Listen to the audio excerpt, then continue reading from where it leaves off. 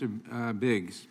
Thanks, Mr. Chairman. On one hand, the focus of this hearing seems to be on the draft opinion, as we just heard from the last gentleman and from several of the questioners on the other side. The timing of this hearing makes it suspect in and of itself.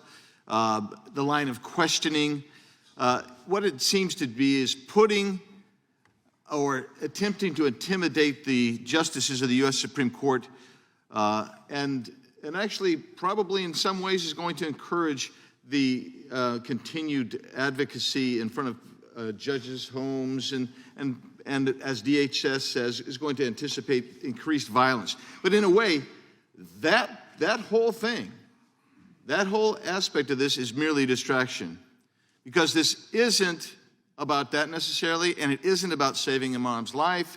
That it rises in less than 0.1% of all pregnancies related to abortion. Advances in medical technology have developed so far that it is almost always possible to save the lives of both mom and baby. This isn't about pregnant men or how you define women, and this isn't about personal autonomy, because science has progressed so far to tell us about the individuality of that baby, the development, what the baby looks like, how it grows, whether it feels pains, recognizes sounds and voices, etc. No, what this is really about is nearly 65 million little persons who have been aborted, killed since Roe v. Wade decision. This is about killing babies. That's what this hearing's about today. Comedian Lori Kilmartin appeared on MSNBC to fantasize about having sex with the person who leaked the Supreme Court's draft opinion of Dobbs v. Jackson, then joyfully aborting the baby out of spite if it turned out the leaker was a conservative.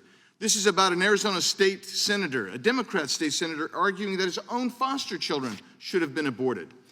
This is about Pennsylvania's Lieutenant Governor John Fetterman saying abortion without any limit is sacred. This is about a change in the cultural attitude about abortions.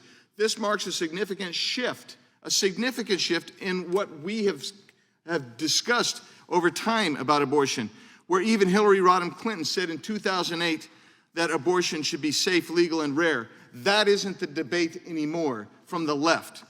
This is about shouting that taking the life, this is from Michael Knowles, this I'm quoting here. This is about shouting that taking the life of the innocent in the womb is not a big deal. Quote, the late great Norm Macdonald once mocked a friend's suggestion, at the time a common refrain, that the worst aspect of disgraced comedian Bill Cosby's sexual crimes was, quote, the hypocrisy.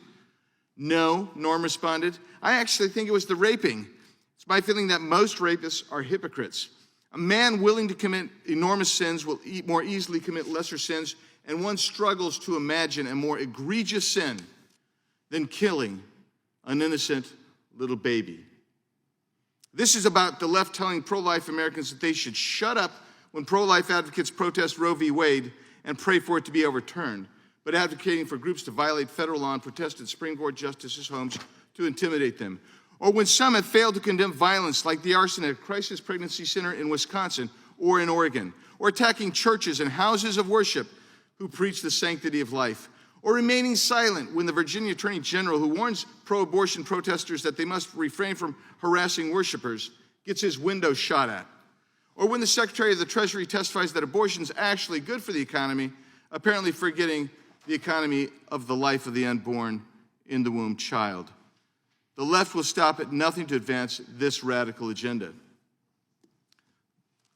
Last week during our markup, one of our colleagues said, nothing will be enough to protect our democracy and our fundamental rights short of sending this far-right majority on the court to its rightful place in the minority and into the dustbin of history by expanding the Supreme Court.